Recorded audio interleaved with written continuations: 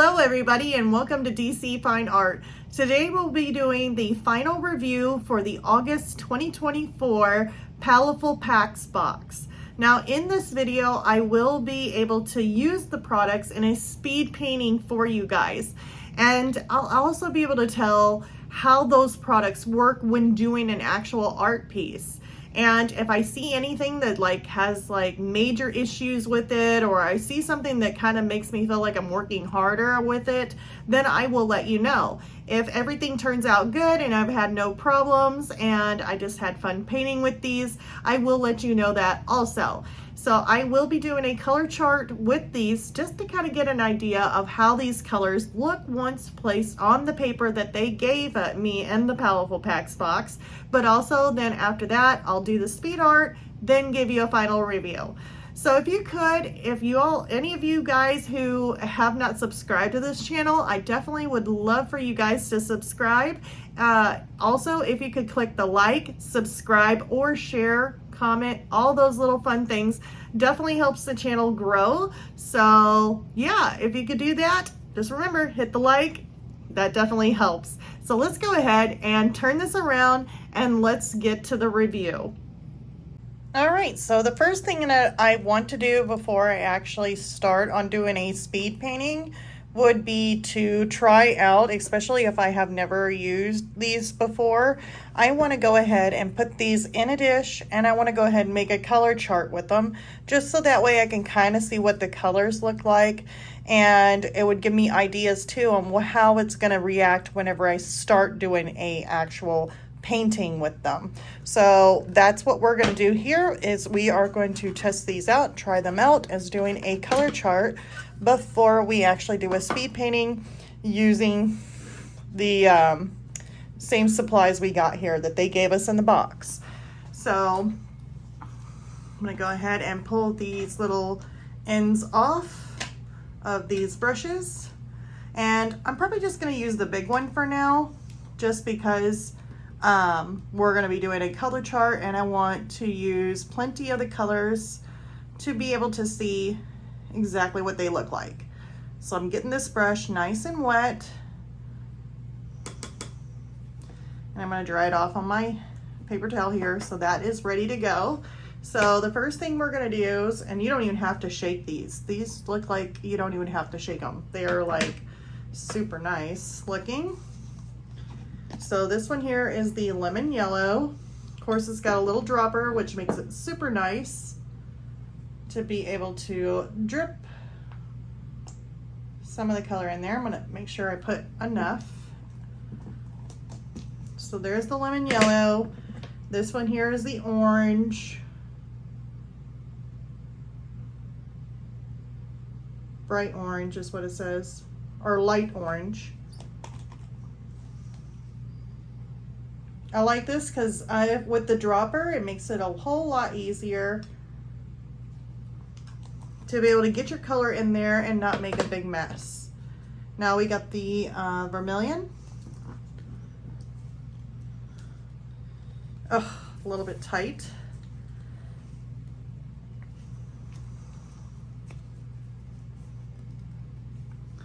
Really hoping I can get this for you. There we go. Yep. Sometimes you have to use your shirt or use your jacket like I did. So I used my jacket to get that off. There's the vermilion. Here is the magenta.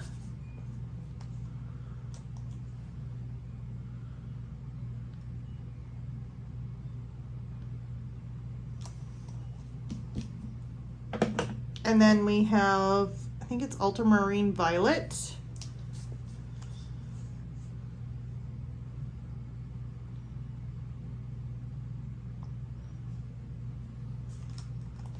So I'm just going to put these colors, now these colors, I'm not going to add any water to them to dilute them. I just want to see what they look like just coming straight from the bottle on the paper. So let's go ahead and take this paper out. This is the one they gave me. And we are going to do the yellow first. So I'm going to soak my brush in there.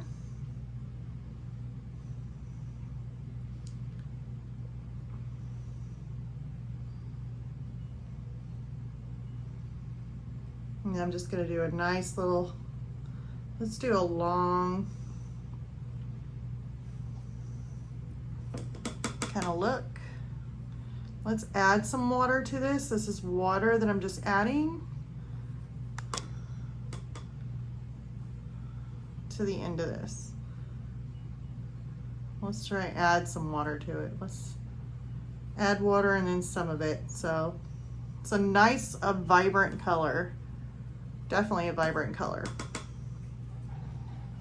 Okay, let's go in here and soak up some of this light orange. Let's come in here, make that color. And then I'm going to stream it along here.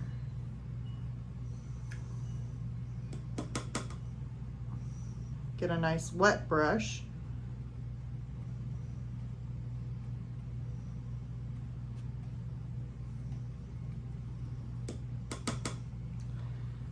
So as you can see, these are very vibrant colors. Here is the vermilion. Oops, made that one really long. Start right here. So the vermilion's more of an orangey red. It's almost like a super bright red, or a kind of like an in-between, almost like, it's almost as bright as a scarlet, but it's, there's adding water to it.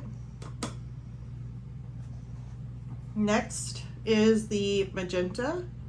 I love magenta. Magenta is always so pretty.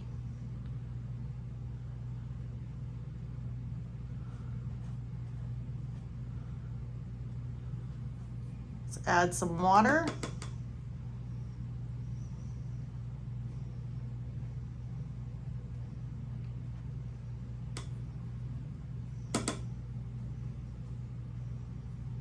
Okay, and now let's go with the ultra marine violet. This should be nice and dark.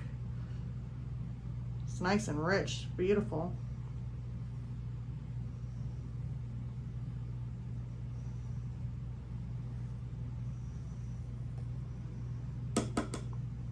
Let's add water to it. Just kind of thin it down a little bit.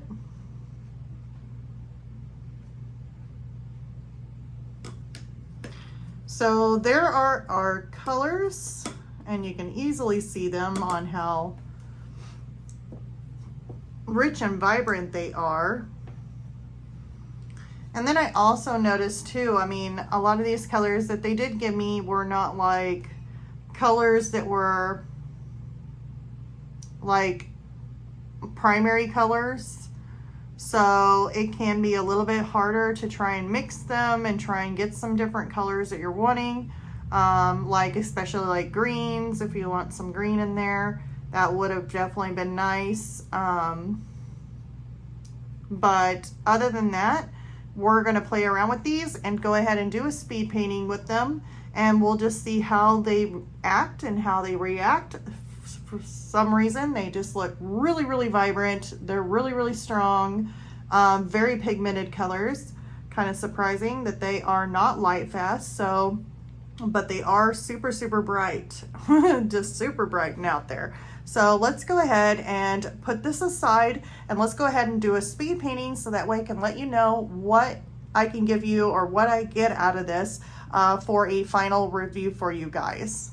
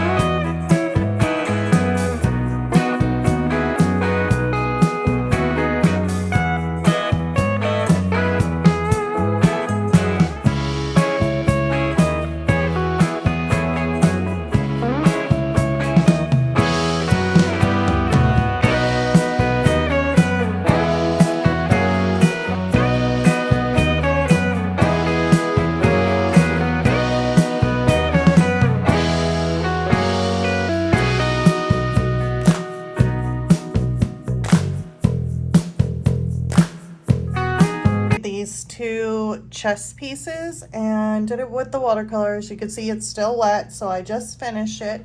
But I did kind of notice something, so I wanted to go back to our color chart over here before I give my final review of how this product felt. So we're gonna lay that aside. Now this here has had time to dry. This is a little droplet, looks like it didn't have time to dry, but this here is dry. I wanted to see if it's reworkable. Like, I know it's watercolor and everything, but it just seemed like it wasn't as reworkable when I was working on my actual drawing or painting. So I just want to go in here and see if this is reworkable when wet. Like, I didn't see that it was really reworkable once it's on the paper. Looks like it is, but it is stained pretty bad. So yeah, I'm like scrubbing. So that's what I was kind of noticing too, is that once it's kind of almost like it's a dye based, so it's just not as reworkable when it's wet. So I cannot get this to completely scrub away like I can with some of the other watercolors. Once it's dry, you can usually go back over it and scrub with some water and it reworks it. But yeah, it kind of spread where I had excess amount of the watercolor, liquid watercolor. But as far as like trying to completely rework something underneath, yeah, looks like I even lost a little hair there. I was scrubbing really hard, but you can still see that it's on there. So that's another thing to keep in mind when working with it. But other than that, giving you guys my final review of the products that was given to me.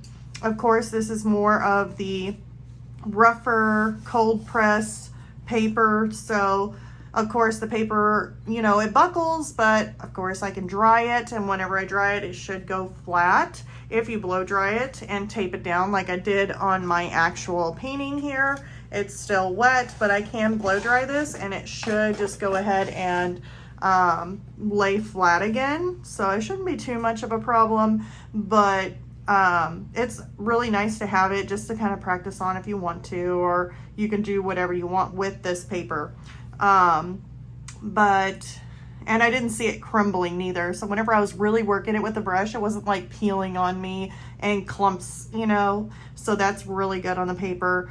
As far as like this goes, it is really highly pigmented. It seemed to blend really easily. So, I could still blend some of the colors in my palette and then make some of these shadows on here. Of course, you can see where it's got some of this spread going on, which is fine. But other than that, it was really fun to work with, and the colors are super bright and vibrant. Just got to watch out for the reworkable whenever it's dry, because it seems to kind of stain the paper and you can't really rework it all the way out. They say that you can use this with watercolor or with an airbrush. So if you do some airbrushing, you could actually, do some airbrush with this. Just remember that, like with this piece here, if I wanted to sell it, I'll probably just go ahead and take pictures of it, and then I would sell it for prints. But it is not light fast, so selling it for to customers without it not being light fast is just not good. So I wouldn't recommend selling it the way it is unless you're making prints.